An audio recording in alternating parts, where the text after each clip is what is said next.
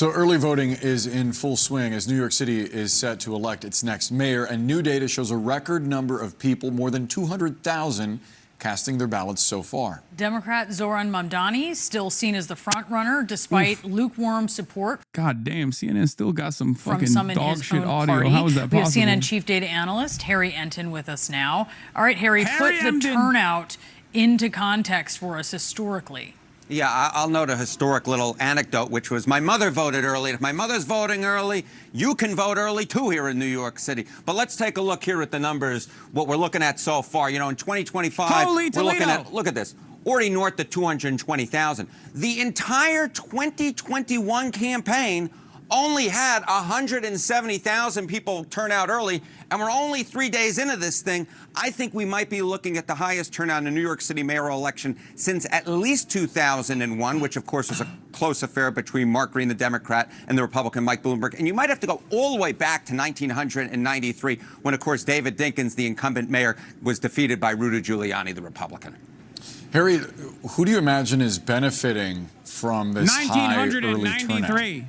Oh, Boris, that is the question, isn't it? And if I was a magical person, I could tell you for sure which candidate it was. Person. I am a magical person, but not in that way. I'm a magical person in the way that I'm able to look at the camera, and a magical person insofar as my personality is absolutely fantastic. But actually telling you who it's necessarily benefiting, I'm not quite sure I can do that for you. I think there's good signs for both the candidates. Why don't we start off with a good sign for Mamdani? All right, New York City general election early voter turnout. The top increase in the boroughs versus 2021 is Brooklyn. That is where we expect and where the polling really does suggest that Mamdani is going to do quite well. He did quite well during the primary there. That is also obviously where there are a lot of folks who might agree with Mamdani's further left politics than Andrew Cuomo might necessarily have.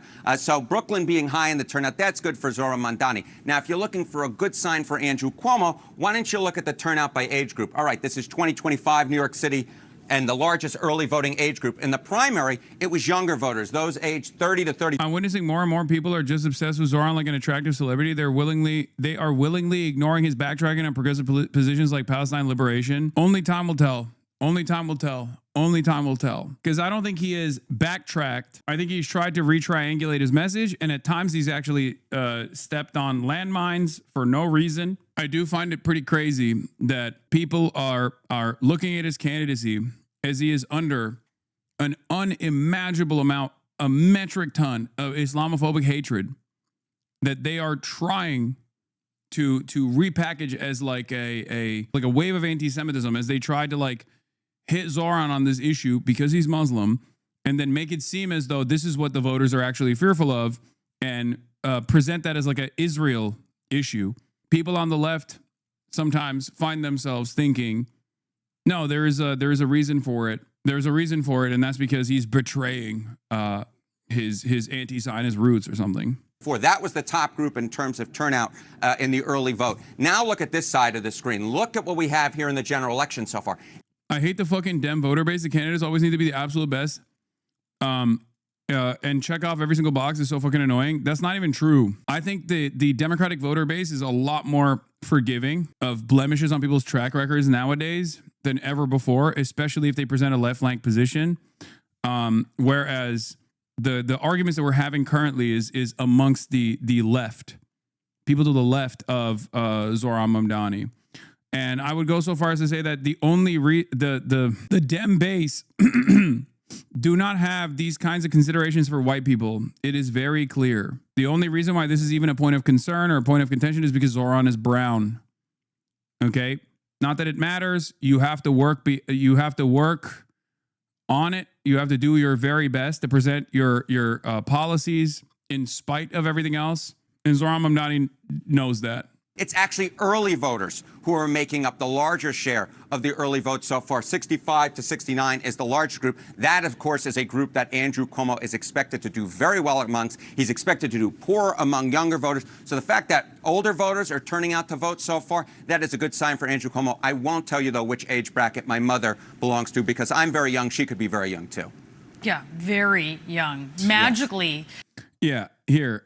So Michael Lang had an assessment. Zohran Mamdani will win the general election, but winning is not enough. He needs a majority, 50+% of the vote.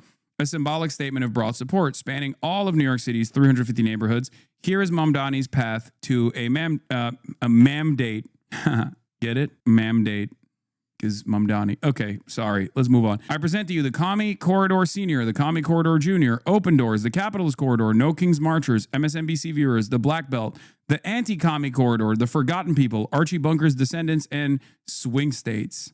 These are all of the New York City's 365 neighborhoods sorted into 11 categories. The Commie Corridor Senior, the young leftist base that has reshaped New York City politics over the past decade. The Commie Corridor Junior, the next era of socialist electoral expansion. Open Doors, working class South Asian and Muslim communities, where Mamdani's opened the doors for the left. The Capitalist Corridor, the wealthiest blocks of Manhattan. The No King's Marchers, the progressive middle-aged and older voters in brownstone neighborhoods that broke overwhelmingly for Lander and Mamdani. The MSNBC Viewers, liberals who split their votes between Mamdani and Cuomo and Lander in the primary. The Black Belt, the most staunchly pro-Democrat neighborhoods in the United States of America. The Anti-Commie Corridor, heavily Republican communities with large ancestral Eastern European populations, Orthodox, Sephardic, Hasidic, Russian, and Ukrainian. The Forgotten People, lower income black and Hispanic precincts where the Democratic Party is losing support. The Swing States, neighborhoods where the margin was close between Andrew Cuomo and Zohran Mamdani in the Democratic primary and Kamala Harris and Donald Trump in the presidential election. And Archie Bunker's Descendants, the dwindling pro-Trump white ethnics that once anchored New York City's electorate. That's a very funny, in my opinion, is a very funny way to dive into this. The Commie Corridor, the young leftist base, went for Harris by 83, Trump by 17% in the general. And the 2025 primary went for Mamdani by 66%, Cuomo for 14%, and Lander for 12%. Since the Democratic primary, the Commie Corridor, which, by the way, is Astoria, Long Island City, Greenpoint, Williamsburg, Fort Greene, Bushwick, and Bed-Stuy. Since the Dem primary, the Commie Corridor, the phrase I coined to describe Mamdani's left-leaning and youthful base, has taken a life of his own, headlining a New York Times op-ed featuring a primetime CNN segment, receiving a citation in the New Yorker, and even a Wikipedia blurb. On June 24th, this ideological cohort, stretching from Astoria to Sunset Park, powered the Democratic Socialist Mamdani to victory with a record turnout and resounding margins. But can the new shorthand for the urban left keep up this raucous energy in November? After all, the youth are notoriously fickle, at least according to their baby boomer parents. Young people thus far have made up a smaller percentage of the electorate than in the Democratic primary, according to the data released by the Board of Elections, leaving some to question whether the Mamdani mania has worn off. I don't think so. There is no indication that it has worn off. That's not how these things work. If anything, there is even more momentum in the general. Okay? That's number one. Number two, Michael from Pennsylvania actually had a good assessment on this, and it's actually becoming clearer and clearer that he was right about this.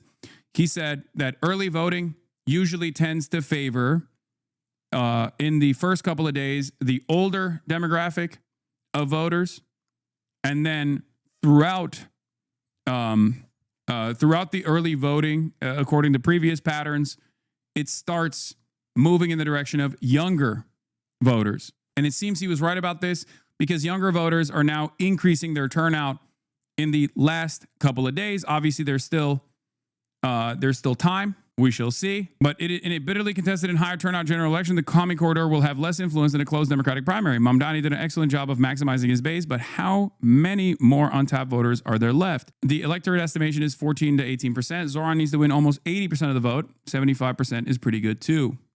What type of early voting has occurred so far? Aren't younger people more likely to go in person? I'm 21 and I went in person to vote last year. Mike was panicking today on stream that you mentioned him and you'll get him arrested, and now you're mentioning him again. Yeah. If I'm going to prison, that motherfucker's going to prison too, okay? Sorry. Sucks to suck. The Commie Corridor Junior, the next era of progressive and socialist electoral expansion is Bay Ridge, East Village, Hamilton Heights, Harlem, Hell's Kitchen, Kensington, Lower East Side. Harris by 79%, Trump by 21%. What happened in the general? In the 2025 primary, Mamdani got 52%, Cuomo got 28%, and Lander got 11%. Nonetheless, Mamdani's dominance in June was not confined to the neighborhoods where the socialist left had already established an electoral foothold. In expanding the political map, Mamdani broadened the left's horizons, coalescing previously unrealized gains, creating a new electorate with a mass politics campaign, and providing a winning template for future candidates of his mold. For youth and leftism is not confined to the shores of Long Island City and Greenpoint.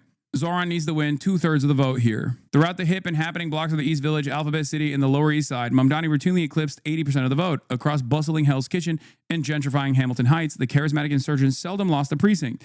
Ditto for Central Harlem, historically the black political capital of the world, where Mamdani trounced Cuomo by more than 20%.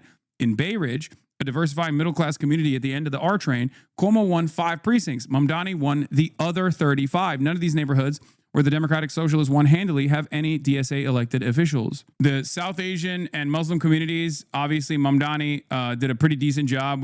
This is where the unks and aunties come into play. 55% is pretty good because remember, regardless of the South Asian and Muslim communities where Zohran is supposed to do fairly well because he is representative, even this breakdown shows you that there are plenty of unks and aunties that have reactionary perspectives. That's precisely the reason why Harris, who also came from this background as well, still did relatively poorly as opposed to all these other places, right? Harris got 61%, Trump got 39%. Mamdani got 55%, Cuomo got 36%. Mamdani's victory was not solely a triumph of the commie corridor, but underrepresented and often overlooked New Yorkers, Muslims, South Asians, rent-stabilized tenants. Now they are fulcrum of the biggest political story in the country, with cable news pundits and national magazines have been forced to learn the plight of South Richmond Hill, Jamaica, and Westchester Square. A new story bringing visibility to the lives of those often too ignored, written before our eyes. 1 year ago, these working-class communities were the epicenter of the Democratic Party's failure, lost to the couch, a writing ballot, or Donald Trump himself. In the wake of Trump's victory, Mamdani's breakout moment as a candidate for mayor came from talking to the voters on Hillside Avenue in Queens, a Bangladeshi corridor that saw one of the nation's most pronounced shifts to the right. This was the start of an unprecedented level of outreach to South Asian and Muslim voters. This is where representation also plays a big role here. When people say, imagine being a Muslim and voting for Cuomo despite what he constantly says about them, you have to understand, you have to unlock a part of your brain that causes you to have a hemorrhage, okay?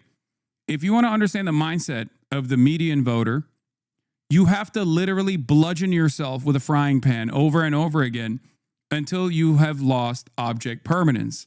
I cannot stress this enough, okay? If you think these unks and aunties are tuned in to this election and literally hearing everything that Andrew Cuomo is saying about them, about Muslims in general, or even internalizing what Andrew Cuomo is saying or what Donald Trump was saying, for example, you're wrong. Most voters are vibes-based voters, okay? Remember, Latinos, Latino men in particular, specifically, voted for Trump, okay? Why did they do this? Why did they do this? Well, for a million different reasons. I've obviously relitigated this over and over again. I'm not going to get into it, but that should show you most voters are basically barely existing, okay? They're barely surviving off of fucking paint chips that they eat every single day. That's how you have to think about it. Most people are oblivious. That's why canvassing until the very last moment matters. Why does it matter? Because a lot more people than you think are tuning into this race.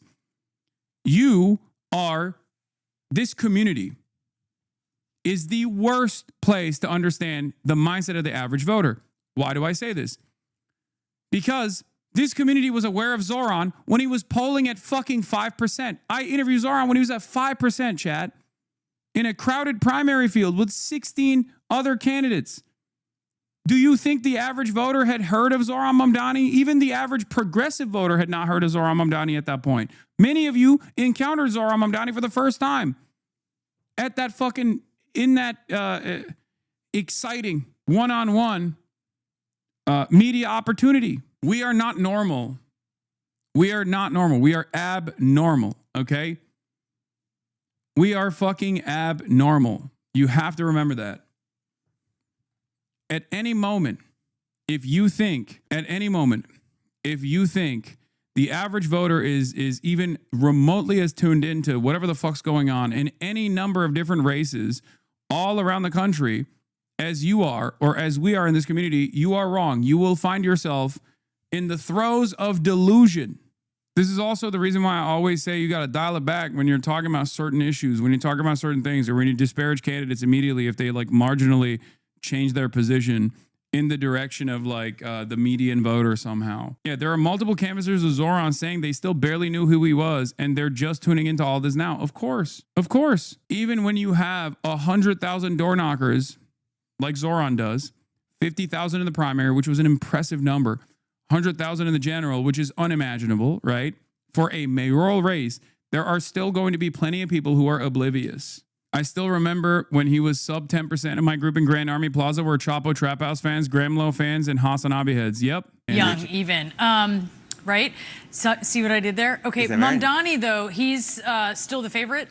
Yeah, I think so. You know, you can see it in the prediction markets right here at this particular point. What do we see? The top chances to win New York City mayor, according to the Cal. I cannot tell you how much I despise the fact that CNN and all these other outlets unironically refer to the prediction betting markets, which are incredibly susceptible to market intervention by I can't believe it. This doesn't show anything, please. Your prediction market odds. Look, Mamdani has an 86% chance. Andrew Cuomo comes in at 14%. I will say Cuomo's up a little bit from where he was yesterday, but the bottom line at this particular point is Zohran Mamdani is driving the subway car. He's driving the bus. He's not driving the car because, of course, most people in New York City actually commute via mass transit or by walking. They don't drive their cars. So at this particular point, Mamdani is the favorite. Andrew Cuomo's got a shot, perhaps a little bit up from where he was just a few days ago. But at this point, Zohran Mamdani is in the driver's seat, guys.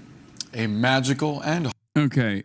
Further consolidation could help close the gap between Mamdani and Cuomo, says Steve Kornacki, who has been relatively disappointing thus far.